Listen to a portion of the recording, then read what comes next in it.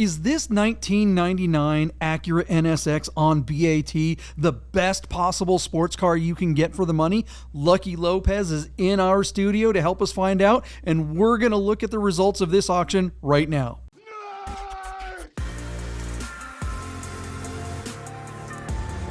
Get those words! All right, everybody, welcome to a brand new episode of Bid Nerd, your daily nerd out on the most interesting car of the day from all the auction sites. My name is John Polnick, along with my partner Michael Deeb in San Francisco. I'm in Las Vegas. Michael Deeb, are you excited about today's episode? I am indeed. We have a guest.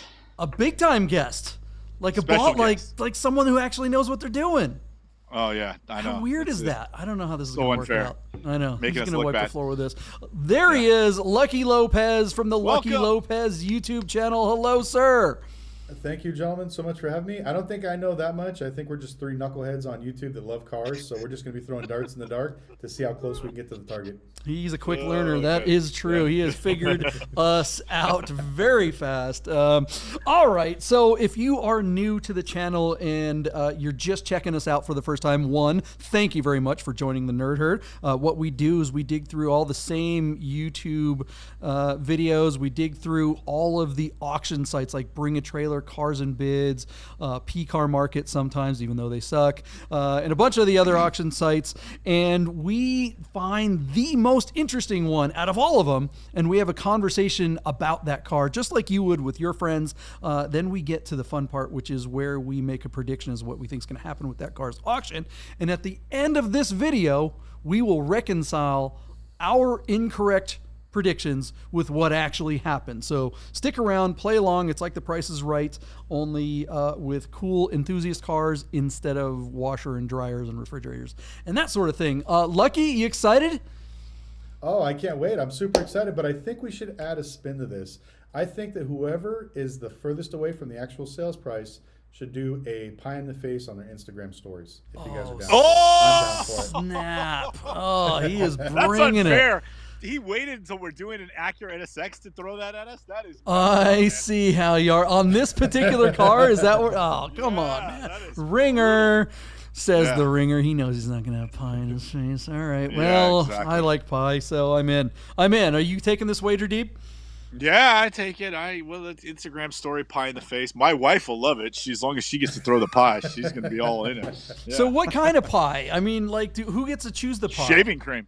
Yeah. I mean, Yeah, is My it like wife a- will bake the pie. I actually, last time I did it, I literally put whipped cream into a plate and just slapped it in my face. It was pretty Yes. hilarious, but Yeah. it's more of the shaming of what we don't really know, but at the same time having a level of fun. And this way, some of your subscribers can get into it too if they want to put the comment section below who they think is actually going to take a pie in the face.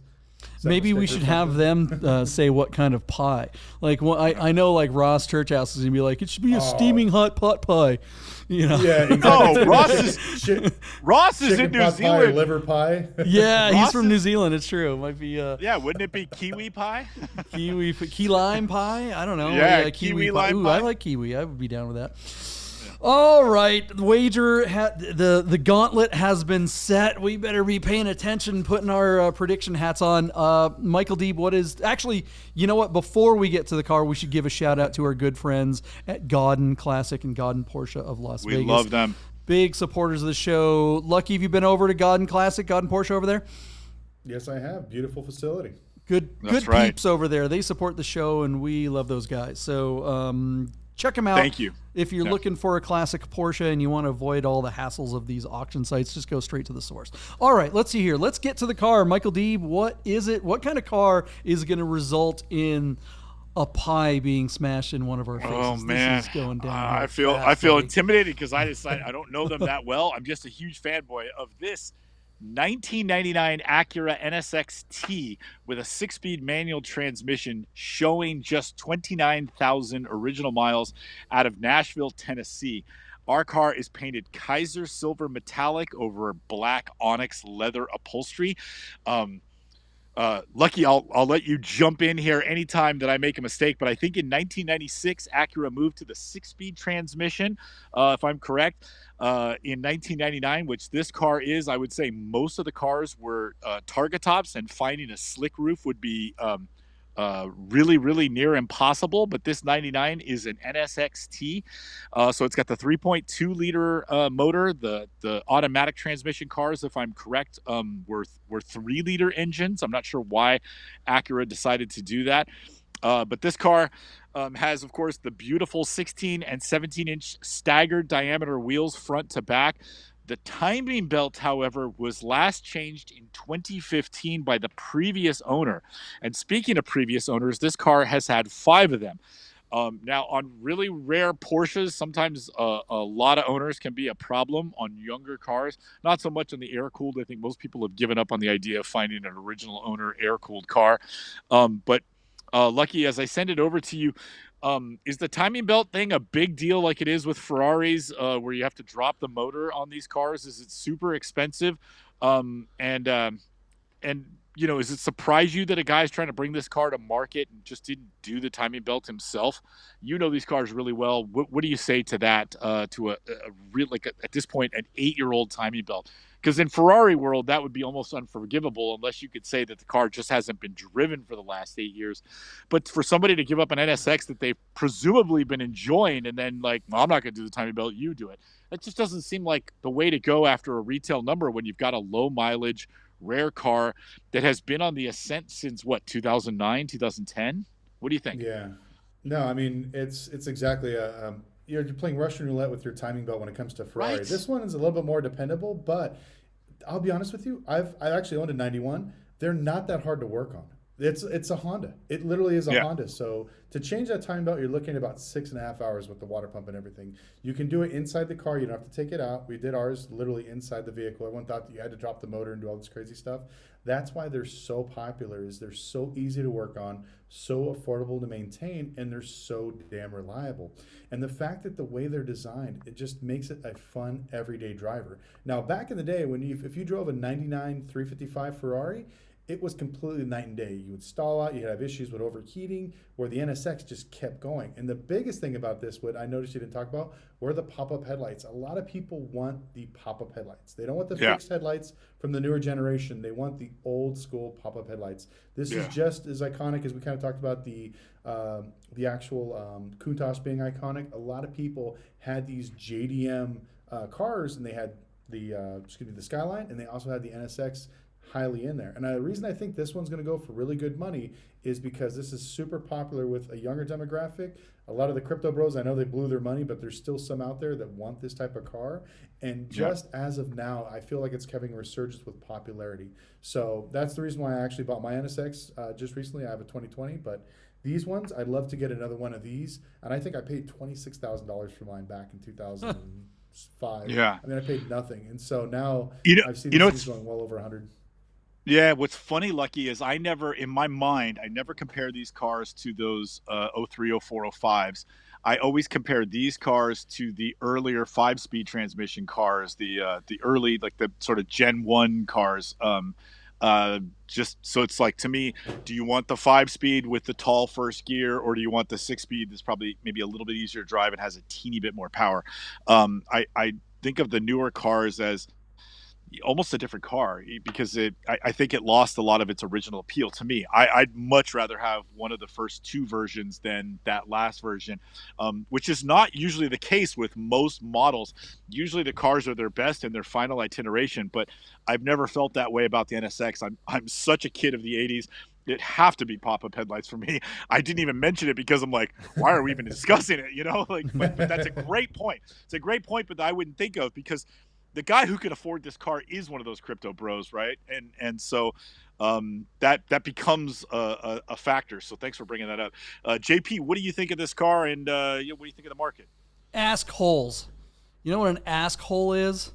What's that? It's someone who asks for advice and does the opposite. That's an ask hole. It's like, why'd you ask me for my advice if you were gonna go do something else? This car effing pisses me off, because I remember back in the 90s having a lot of friends who I don't know. I knew a lot of smart, successful people when I was young, and I don't know. They were people that got college degrees and learned to do things, and I didn't. I was a complete moron, and so they would all, but they knew I was a car guy. I mean, I had my first Porsche when I was 19. It was a piece of crap 914. It wasn't special or anything like that, but so everyone was like, oh, what car should I get? And I would always tell them a Porsche, right? I was like, God, if I had your money, my buddy, he would get out of engineering school, he gets some coding job and he's making a bunch of money, and I would tell him all about the 964s because that was the contemporary car, and they'd go out and get one of these goddamn things, and if they did, it would still be on the road and it would run and it would be good. I mean, these really are, I hate to admit it, but one of the best cars of all time. You can tell Michael Deeb, my partner, is an Italian car guy. He's asking about timing belts because it's a mid-engine car. It's like, what are you talking about? You could pour sand in this engine and it'll never fail. That timing, I've never heard of a timing belt failing in one of these. You see Acura Legends from the 90s or whatever still on the road with 300,000 miles on them with zero maintenance at all. That's the engine, that's the powertrain in this thing. That's why they're so good. That's why the Wolf in Pulp Fiction had one, because he has to get he's got to clean up Marvin's brains off the back of an old Buick before the wife gets home. You got to have a reliable car. You can't have an old Porsche that might bucket out on you halfway through there, and then you don't get to wear tuxedos at cool parties at 7 a.m. Do you ever see Pulp Fiction? You've seen Pulp Fiction, right, Lucky? Absolutely. Oh yeah, I watched it in a movie theater when it came out. Right? You remember the Wolf, and they got to call him up, and he's got to fix the problem. And it's like 9 a.m. or whatever, and he's worried that his wife is going to come home, or maybe it's 7 a.m. And the Wolf is somewhere with a tuxedo. It's like, who's at a party at 9 a.m. with a tuxedo? I don't get that. By the way, the Wolf is an idiot. He should have, if they knew the wife was coming home on a bus, he should have given the keys to his NSX to Dude, and he should have gone down and met the wife at the bus stop where she gets off the bus and said, hey, baby, I just won the lottery. Let's go. And she'd hop in the car and he could take her somewhere. And that would have bought them a whole bunch of time. See, I should have been the Wolf. Goddamn NSX. The Wolf character, I always thought the Wolf character was a derivative of Enzo the Cleaner that was in La Femme Nikita, played by Jean Reno. I always thought that Harvey Keitel's role was almost the exact same role, that he shows up, puts the body in a tub and disposes of it. Which movie was first? La Femme Nikita, for sure. Was it? Yeah, that was from the 80s. Was it? Yeah. All right, whatever. I don't know that movie. Oh wow, throwing in some movie trivia. I know. Hey, if we're going there. Yeah, I mean, all because of the NSX. Yeah. I know. I'm trying to think of something that I can rally with, but I'm kind of at a loss for words. See, now. you see, look, you got us all worried about pie in our face, so we're like, well, we got nothing here. He obviously knows NSXs, so let's talk about stupid movies. All right, so Michael Deeb, timing belt aside, the $400 service, which if a Ferrari would be $5,000. What do you think? More. What are they gonna? What's going to happen with this auction? What's going? Oh man, boy, I feel like I'm on the hot seat. All right, here we go. So our car closes in 5 days on Bring a Trailer. Again, this is a 29,000 mile example out of Nashville, Tennessee. Lucky, quick answer. Do you consider this a lower mileage example at 29,000 miles or right in the middle? I think it's on the lower spectrum because these were definitely driver's cars. The one that I had when I bought it had 150,000 miles, and that was back in 05. So, wow. Okay, got it. All right. So this is, imagine what this one has.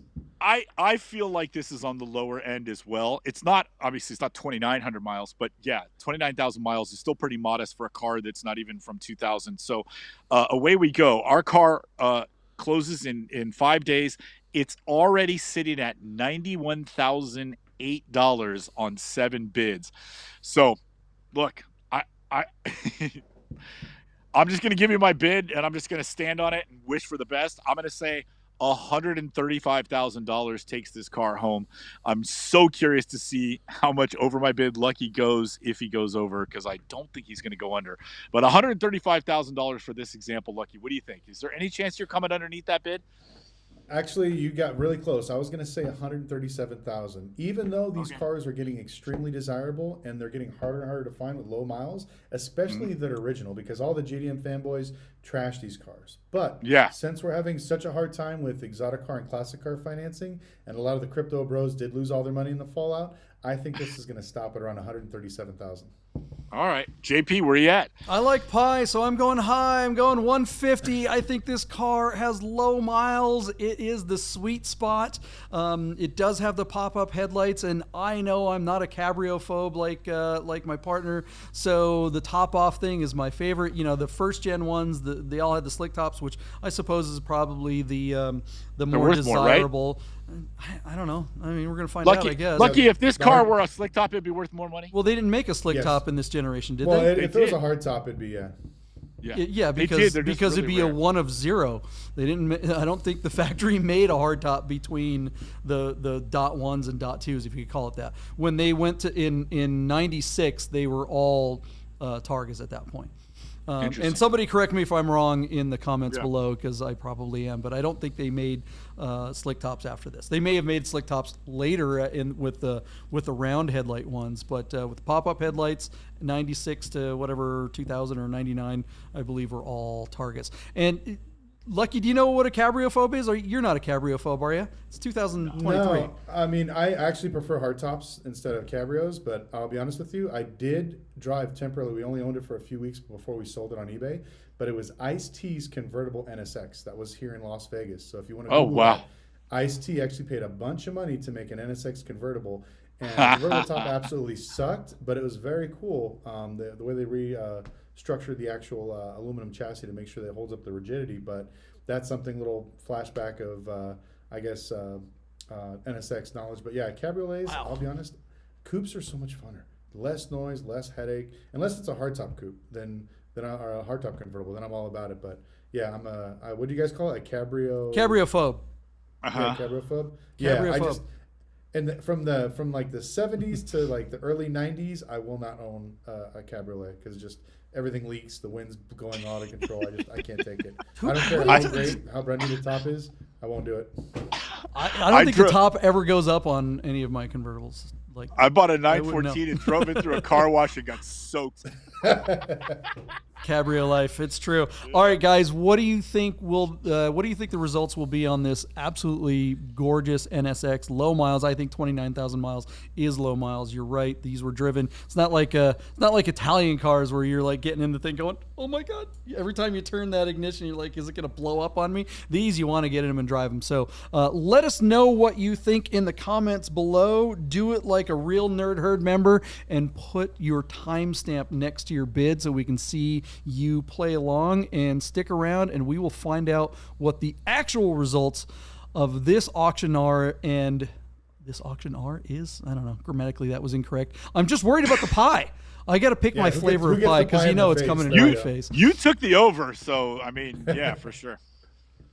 Pie. Hey guys, I gotta tell you about our friends Godden Porsche of Las Vegas and Godden Classic. If you're looking for a new Porsche or a classic, you gotta call our friend Steve at Godden. Save yourself the hassle of screwing around with all the auctions like we always talk about, and just talk to Steve. He'll find you the classic Porsche you're looking for. Godden Porsche of Las Vegas.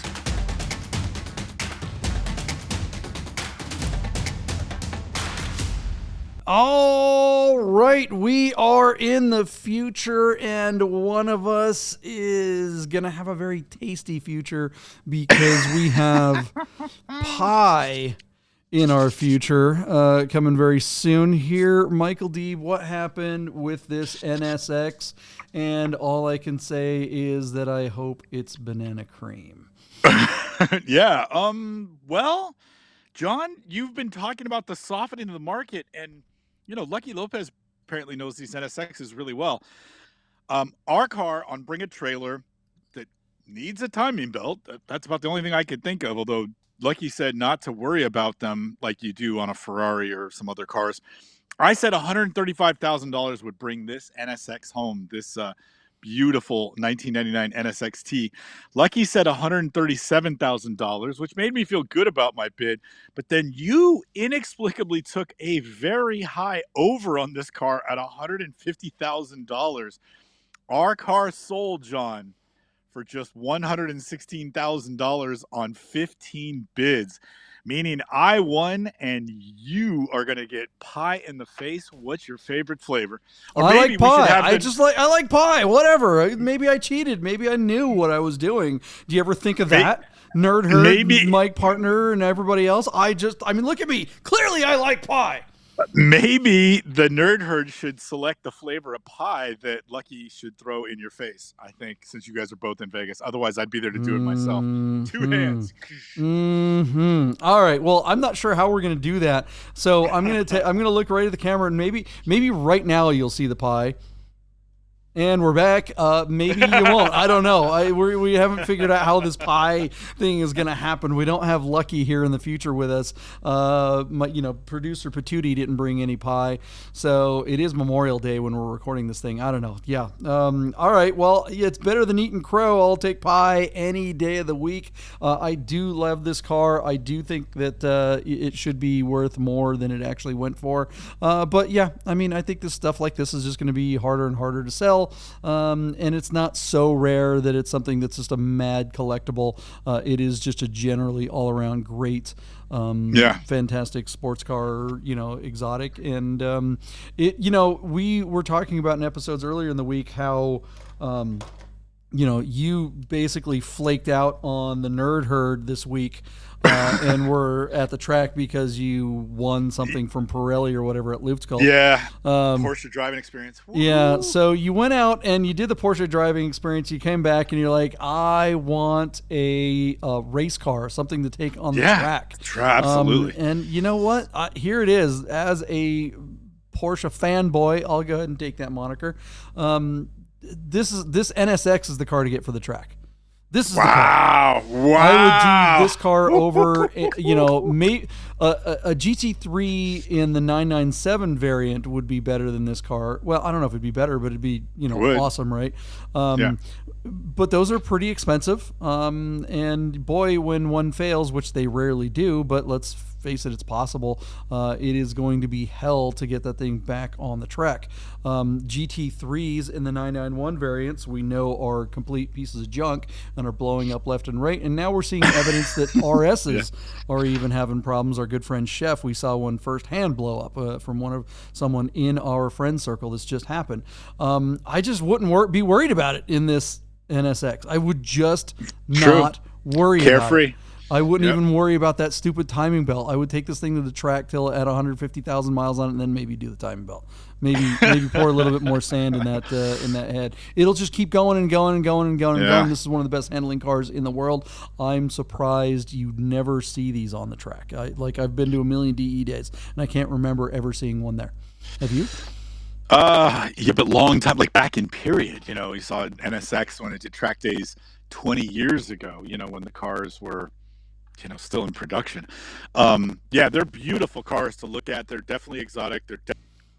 I remember seeing these cars in period when they were still in production at some track days at like Laguna Seca and Sears Point. Back then, you'll love this, JP. I used to drive a 2001 Mustang Bullet. That was my cheap speed at the time. So anyways, these cars are beautiful to look at. They're distinctively NSXs. You would never look at an NSX and mistake it for anything else. I love that about it. Japanese reliability, beautiful handling, a driving experience with like a big, huge windshield that makes you feel like you're in an IMSA car from the 80s. They're not like today's cars by any stretch of the imagination. I don't dislike your take. This would make a great track driving car. But at $116,000, you could probably get a 996 GT3 or a 997.1 GT3.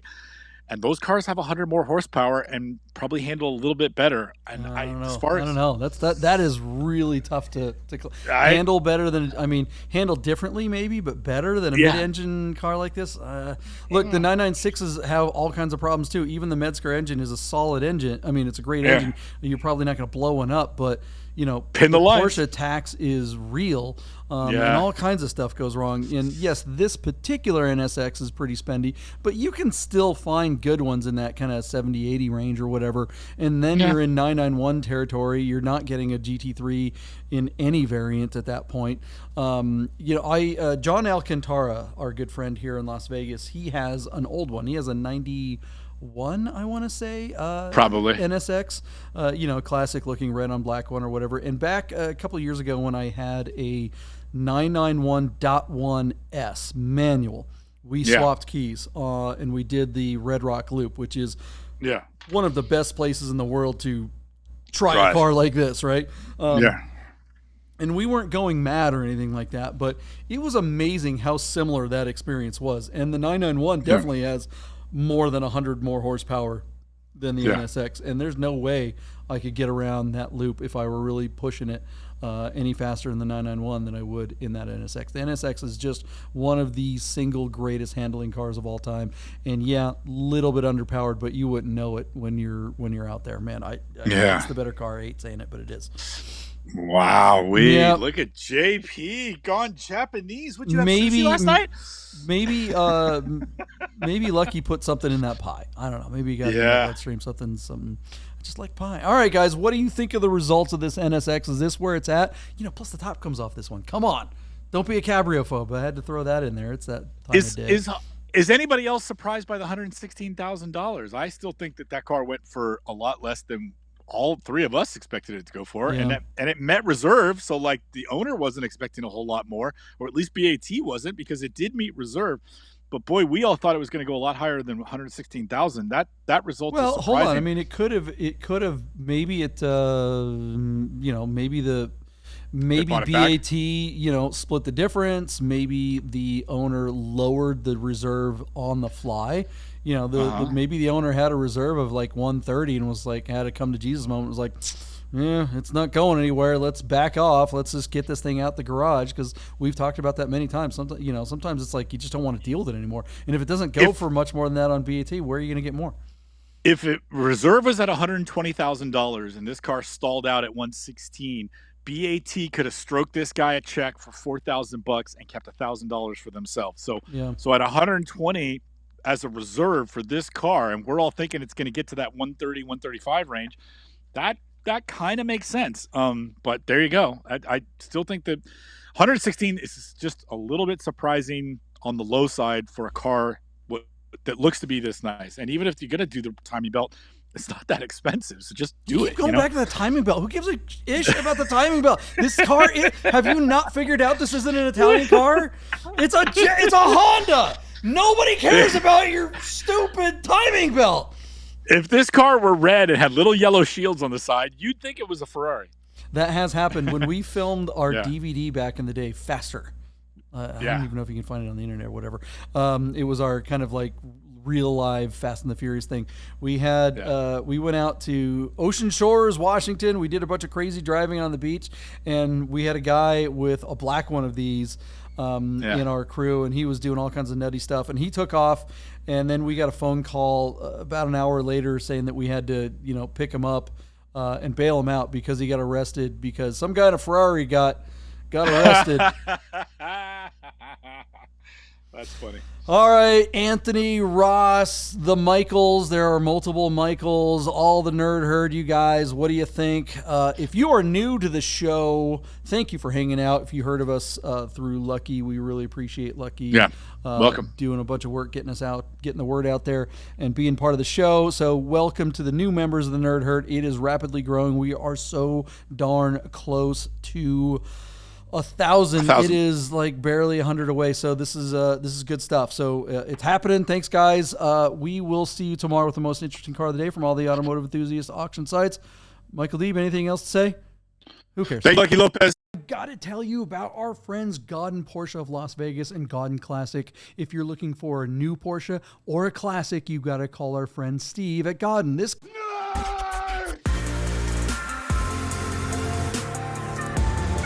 Get those words!